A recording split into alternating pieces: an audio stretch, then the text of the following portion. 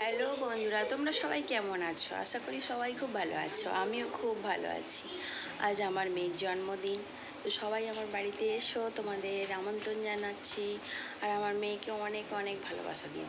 কিন্তু একটা কথা হচ্ছে কি, আজকে আমার যে মেয়ের জন্মদিন, আমি মা হয়ে কী করে ভুলে গেলাম আমার মেয়ের জন্মদিনটা।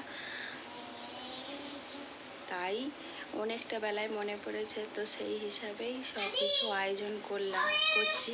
তো যতটুকু পারি তোমাদেরকে দেখানোর চেষ্টা করব। এসো এসো আমার সাথে। আমরা চান টান করে চলে এসেছি, এবার রান্না বসাবো। তো আমি রেডি হয়ে যাই, মাথা চুল টুল আঁচড়ে সিঁদুর করে নিই একটু। তো ঠিক আছে, এখন আমি তুতাই সোনাকে ঘুম পাড়াতে চলে এসেছি, না হলেও রান্না করতে দেবে না। এখন বাজে 10টা। তো 10টার সময় আমি তুতাই সোনাকে প্রত্যেকদিন ঘুম পাড়াই, তো আজকেও ঘুম পাড়িয়ে নিচ্ছি। কারণ তুতাই সোনা না ঘুমালে কিচ্ছু আমার কাজ হবে না, তাই তুতাই সোনাকে ঘুম পাড়িয়ে নেব। তুতাই সোনাকে পায়ে শুইয়ে ঘুম পাড়াচ্ছি। আর ঘুমিয়েই পড়েছে, যে এবার শুইয়ে দেব। শুইয়ে দেওয়ার পর আমি কাজগুলো কমপ্লিট করে নেব।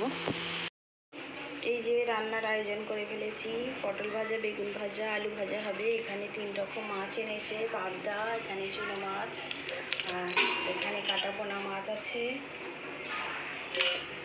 আমি দিয়েছি, এই যে রান্না হচ্ছে এখানে।